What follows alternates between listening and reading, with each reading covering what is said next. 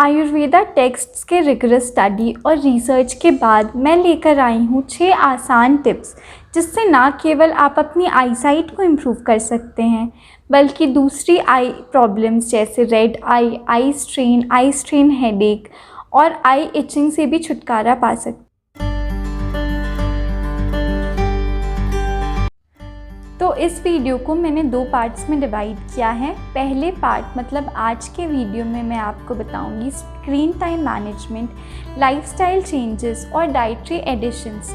दूसरा वीडियो जो मैं पार्ट 2 में लेकर आऊँगी उसमें मैं आपको बताऊंगी कुछ मुद्राएं, आई एक्सरसाइजेस और आयुर्वेदिक लाइफस्टाइल टिप्स और मेडिसिन्स जो आपकी आईसाइट को नेचुरली इम्प्रूव करने में आपकी हेल्प करेंगे।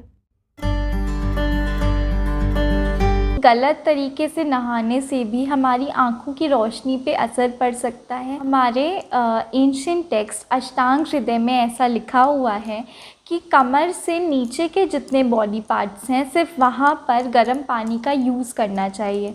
अगर आप सिर पे या बालों को गर्म पानी से धोते हैं तो ये ओवर द टाइम हमारे सेंस ऑर्गन्स की स्ट्रेंथ को कम कर देगा। हालांकि मुझे पता है कि ठंड में हम सभी गर्म पानी से नहाते हैं, पर उसमें भी ये ध्यान रखना है कि सिर और बालों के लिए हम हमेशा बहुत ही हल्का गर्म मतलब ल्यूक वार्म या गुनगुना पानी ही यूज़ करें। दूसरी चीज़ है नंगे पैर चलना। घास पर नंगे पैर चलना तो आँखों के लिए बहुत अच्छा है, लेकिन हमारे घर जहाँ पर कंक्रीट के और मार्बल के फ्लोर्स होते हैं वहाँ पर नंगे पैर चलना आँखों के लिए बहुत नुकसानदेह है।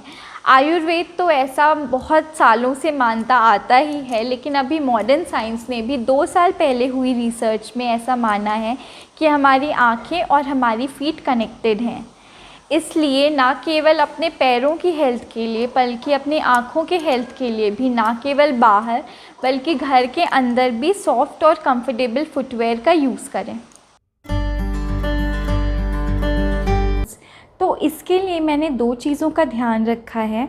सबसे पहली चीज़ कि ये रिकमेंडेड बाय आयुर्वेदा होना चाहिए, मतलब इन चीज़ों का एविडेंस किसी ना किसी फॉर्म में हमारे एंशिएंट आयुर्वेदिक टेक्स्ट में होना चाहिए। दूसरी चीज़ कि ये सारी चीज़ें या तो आपके घर में या फिर देश के हर कोने में ईज़िली अवेलेबल होनी चाहिए। तो शुरू करते हैं हम दिन की शुरुआत से। दिन की शुरुआत हम करेंगे सोक्ड द्राक्षा, काली किशमिश या जिसे हम मुनक्का कहते हैं उससे। लेकिन एक चीज़ का ध्यान रखिएगा, क्योंकि ये कोल्ड इन पोटेंसी या फिर तासीर में ठंडी होती है, इसलिए यदि आपको जल्दी सर्दी खांसी लग जाती है तो आप सुबह सोक की हुई किशमिश के बजाय रात को सोने से पहले बिना सोक की हुई किशमिश खा के सोएंगे। अब क्योंकि ये कोल्ड इन पोटेंसी होती है इसलिए ये बढ़े हुए पित्त को, जो कि रिस्पॉन्सिबल होता है रेडनिंग ऑफ आइज़ के लिए या फिर आँखों में जो जलन होती है उसके लिए, उस चीज़ को कम करती है। दूसरी चीज़ है आंवला। वैसे तो आंवला हर फॉर्म में ही हमारी बॉडी के लिए, हमारी आँखों के लिए अच्छा है। आप इसे या तो आंवला मुरब्बा, आंवला जूस, फ्रेशली मेड आंवला जूस या फिर मेरी फेवरेट आंवला चटनी के फॉर्म में कंज्यूम कर सकते हैं। लेकिन अगर आप हॉस्टल में रहते हैं और ये सब कुछ करना आपके लिए पॉसिबल नहीं है तो भी मैं आपको एक सिंपल सल्यूशन बताऊंगी। आपको त्रिफला पाउडर लेना है 1 टीस्पून या फिर जो बड़ा चम्मच होता है उसका 1/4 त्रिफला पाउडर, उसमें शहद और घी मिलाना है। अब शहद और घी के साथ एक चीज़ का ध्यान रखना है कि ये कभी भी इक्वल क्वांटिटीज़ में नहीं होना चाहिए। शहद हमेशा इस केस में घी से थोड़ा सा ज़्यादा होगा। इन दोनों को आपस में मिक्स करना है और इसके बाद इसको रात में सोने से पहले कंज्यूम करना है। इसके 5-6 मिनट के बाद आप गुनगुना पानी पी सकते हैं। अगर आप ये द्राक्षा और त्रिफला दोनों चीज़ें कर रहे हैं रात को, तो फिर आप पहले द्राक्षा लेंगे, उसके बाद ये त्रिफला वाला मिक्सचर लेके गर्म पानी पी के सोएंगे। अब तीसरी चीज़ है गाय का घी। मॉडर्न कंपनीज़, फॉरेन कंपनीज़ ने बहुत ज़्यादा कोशिश की घी को विलेनाइज़ करने की, पर अभी मॉडर्न साइंस भी मानता है कि मॉडरेट अमाउंट में कंज्यूम किया हुआ घी ना केवल हमारे आँखों के लिए बल्कि हमारे हार्ट के लिए भी बहुत अच्छा है, क्योंकि ये कोरोनरी हार्ट डिजीज़ को प्रिवेंट करता है।